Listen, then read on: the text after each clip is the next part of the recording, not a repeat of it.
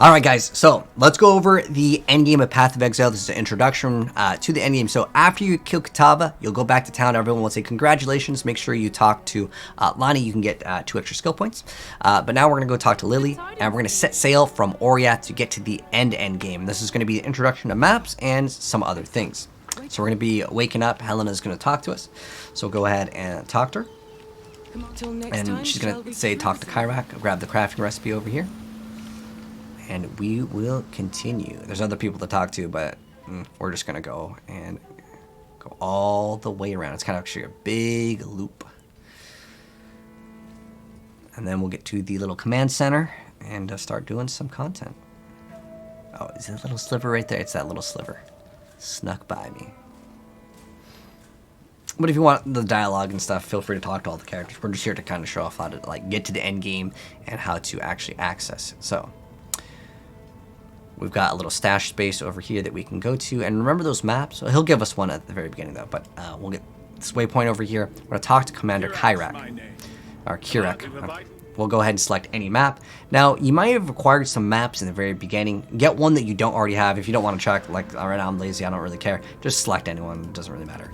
Now what we're going to do is we're going to identify the map. There are map modifiers in the game that will make it so your build doesn't work. One would be like, for example, enemies do reflected physical or elemental damage, you will one-shot yourself. So if you get across a map that's too hard, you gotta read. This is where the end game becomes a little bit more challenging. You gotta read. It says 20% more magic monsters. This one, it doesn't really matter unless you're making a build where you have to stun for whatever reason. Then that can matter. But for the most part, look at the modifiers, actually read, and if you hold Alt on your keyboard, it'll say Atlas map incomplete, bonus objective complete. What's the bonus objective? You want to do these.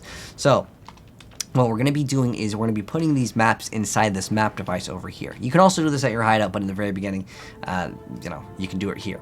So we will put the map, or you can just hold Control and click on it. And then we're going to put it in, we're going to hit activate. This is going to open up the maps, and we'll explain more about this in a moment here, but you want to start doing your maps. You can do them as yellows, it really shouldn't be too difficult. But also, if you haven't done your 3rd Trial of Ascendancy, go ahead and do that. But our goal is to basically kill the boss, and I'll just zoom through this map real quick in its full entirety. What you want to try to do is, you see on the top right where it says more than 50 monsters remain, you want to make sure that you're cleaning up the monsters to where it says, usually at least. There are some exceptions where, like, if you just need to complete a map for the map completion, that you don't need it for, like, the Atlas point, and you're, like, going back and doing, like, a really low-tier map. But for the most part, maps are costly. Like, a map isn't free. You cannot just run infinite maps.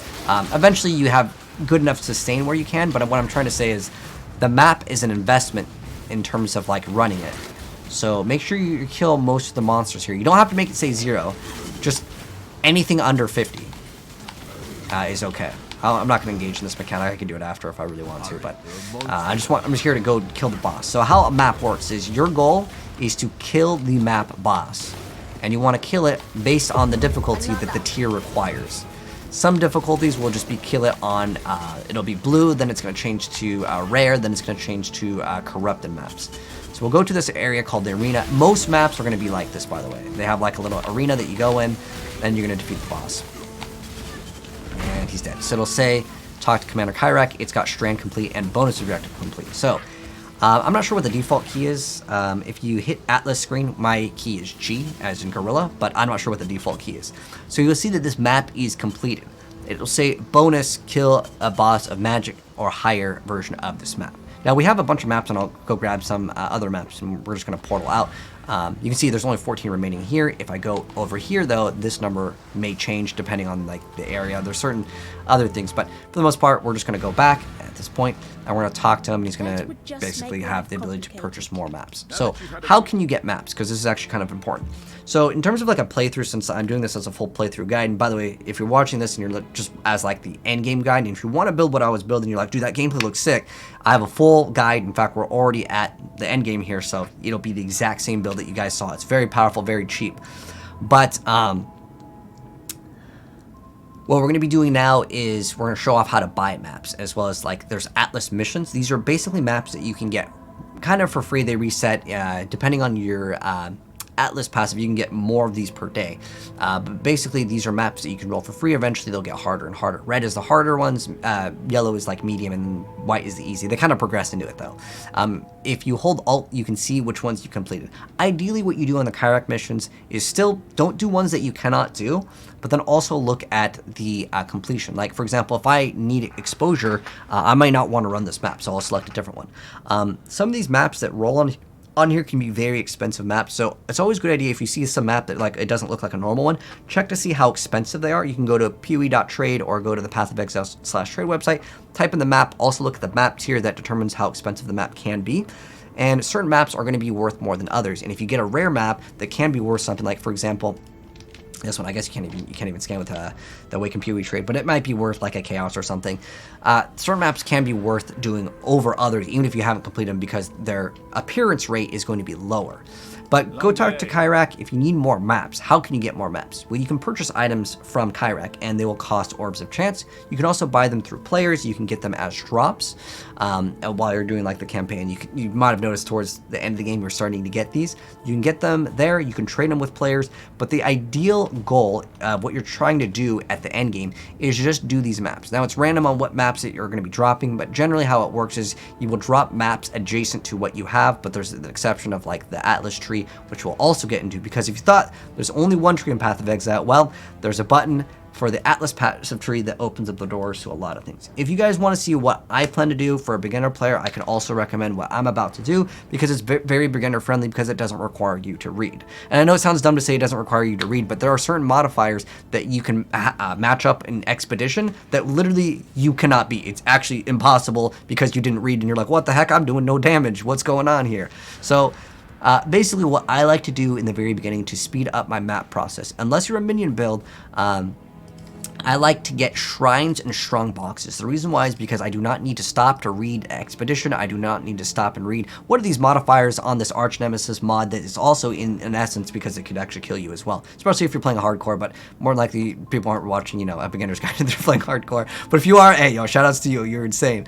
Another thing that people really like to get is the Harbingers. That can be another option, but for beginner players, the thing that I like to get early on is shrines. This makes it so you can complete maps really early on. If you want to type in shrines, you can see all of the shrine bonuses. If I could spell shrine, you can see it'll highlight all of your things as well. So that's my recommendation. Also, it's a great thing to turn off mechanics that you do not like. If there's certain things that you do not like to do, turn them off. You get more things in your maps if you turn off other things that you don't like. Like, for example, one example would be Expedition, right? If you don't like Expedition or a Legion, well, you really don't get to encounter that many legions, but Expedition's one where like you do have to stop and read what the heck's going on. You have to place the markers. It takes time. I get it. Like I'm a player that likes to zoom. So blocking these out so they never appear on your maps is great, because sometimes like a Delirium, like it just pops up, right? And if you're like, oh, I don't like Delirium for whatever reason, I like Delirium myself, but if you don't like it, turn it off. You get 2% more chance for other extra content in the game. So you can get up to 132. Most people will probably cap out at about 100 by just doing the maps, but it is also part of the battle pass system. So if you do want to continue to do that, that is an option as well, in terms of like what you want to do in terms of your league. And don't feel you have to stick with someone else's build. If you're like, dude, I really like this other like mechanic more, hey, just do it.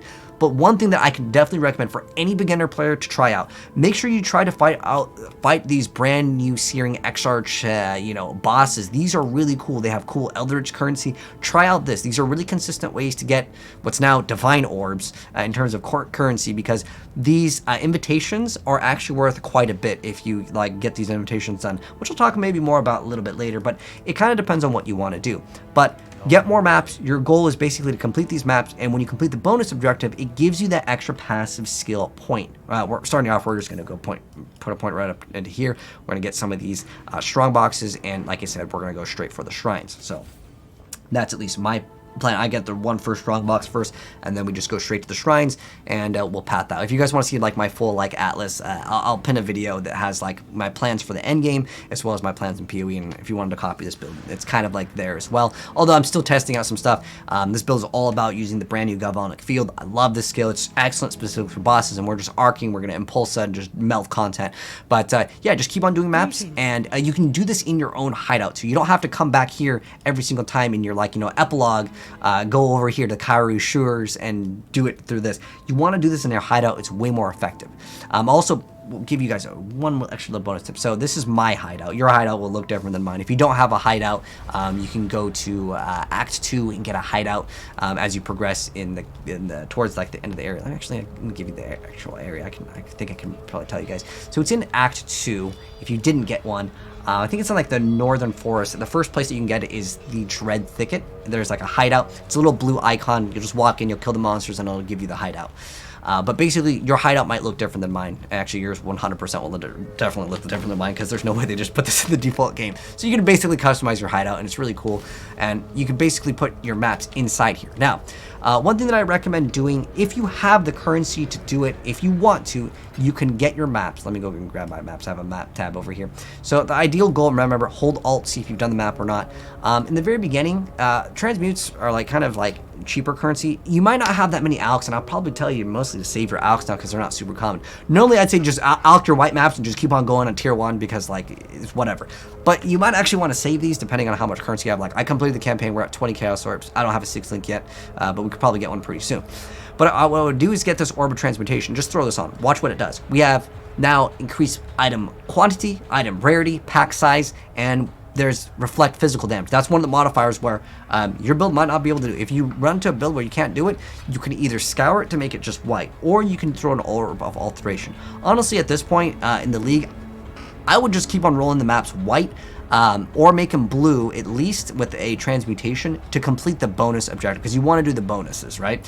Later, it's going to require you to alchemy, and this way you can kind of save on your currency, because just alks just aren't as common, at least, as previous leagues.